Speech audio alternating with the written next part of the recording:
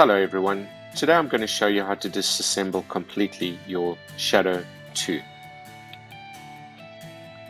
First we'll make sure there's no ammunition in the gun, no magazine, chamber's clear, and we're going to need to remove the slide stop by lining up the two marks on the frame and on the slide.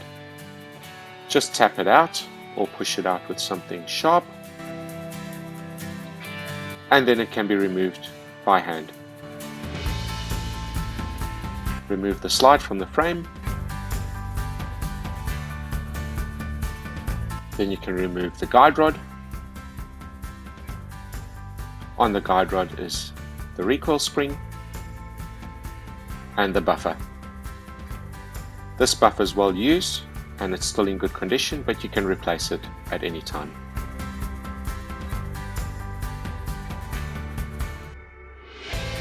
Next we can take the barrel out by lifting it up and pulling it out.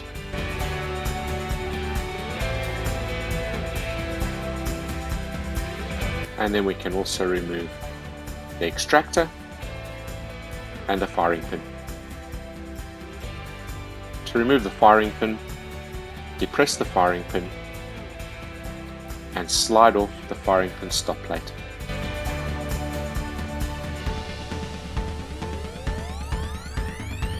Once the stop plate is off, you can remove the firing pin and with it the firing pin spring.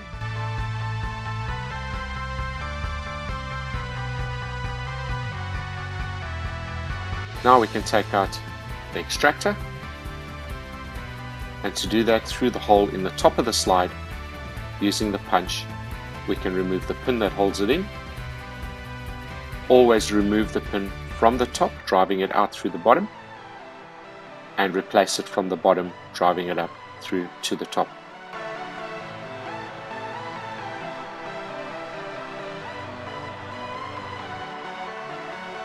You can then remove the extractor and the extractor spring.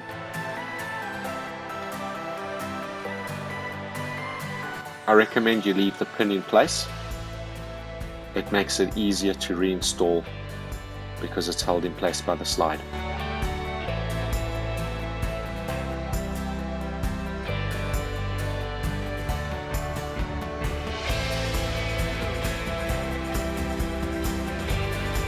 Now onto the frame. Remove the grips with the Torx head.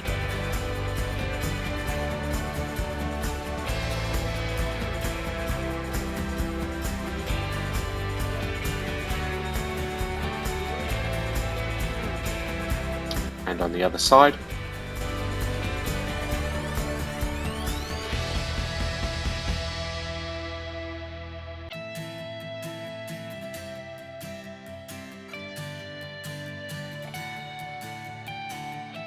Then we can remove the mainspring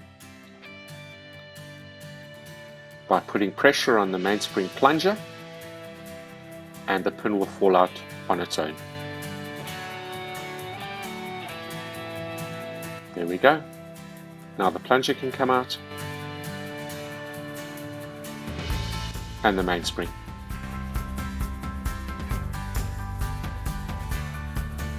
Now we're going to remove the safety. We have to lift up the leg of the sear spring, which locks the safety into place. Once we lift it up and over and leave it resting on the sear cage or the ejector block, we can then gently push out the safety from the inside of the frame. It can then be pulled out by hand.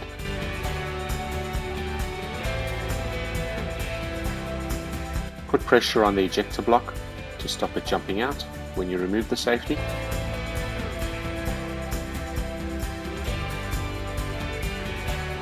And then the ejector block is clear and free to come out.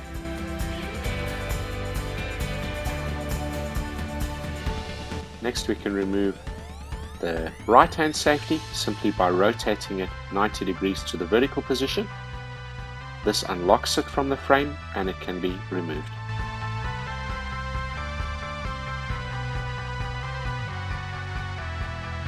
You can then take out the retainer that locks it in. It's a very small part. This on the right hand side of the pistol does not have a spring. Then we can remove the detent plunger on the left hand side. This one does have a spring, so be careful you don't lose it.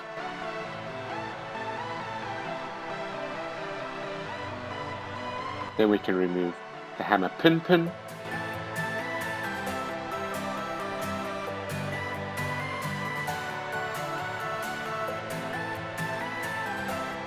and the hammer pin. The hammer, disconnector, and strut are now free to come out the pistol.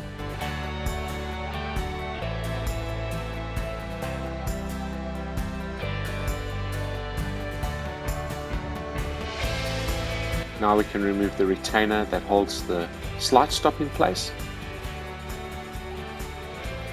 by driving out the little pin in the frame.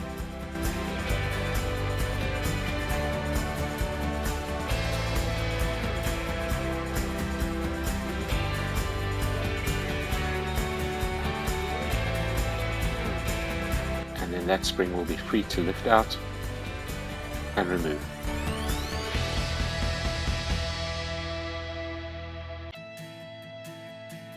We have the trigger and trigger bar left now, and we use our punch to drive the trigger pin out. It is staked in the factory on both sides, so initially it may be tough to overcome that staking and remove it, so use your punch again and drive it out.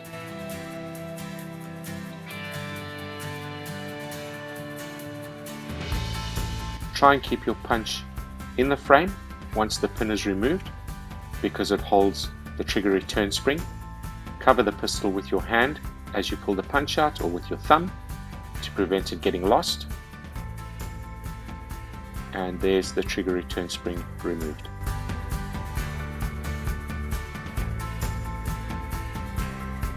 Make sure you drive that pin out all the way, because it may still hold through the frame onto the trigger, so just remove it completely.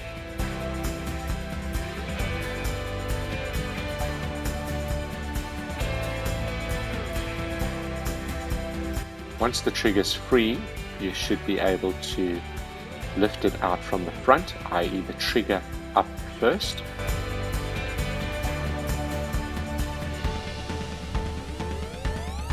And then the trigger bar should follow from the rear. To remove the trigger from the trigger bar, just press out the pin that holds them together, and now they're separated.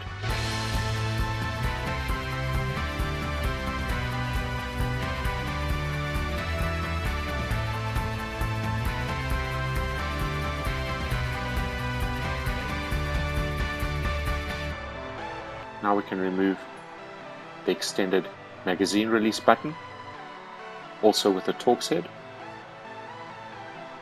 Let's just get that pin out first.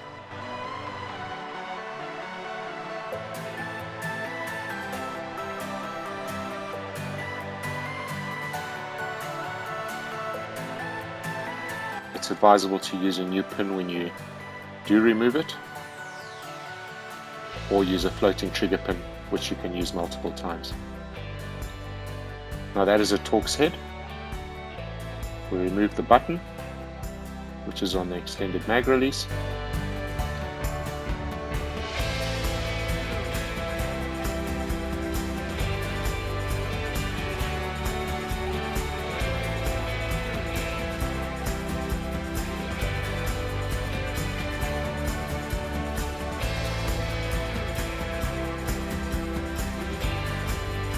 And just to let you know that this button is adjustable into 3 different positions to suit your thumb when you eject the magazine. By setting it in one of those positions allows you to adjust the angle.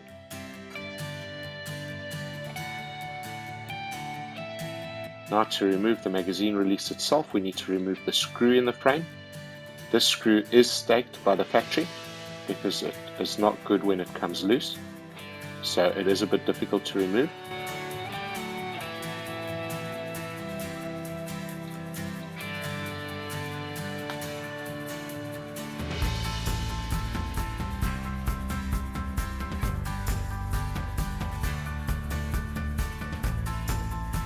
Once the screw is out, you can remove the trigger lifter spring,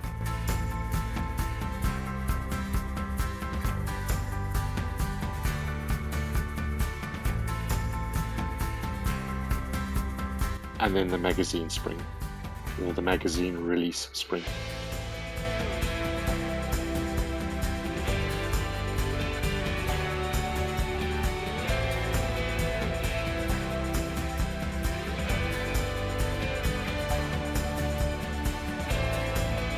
And that frame is now completely devoid of any parts.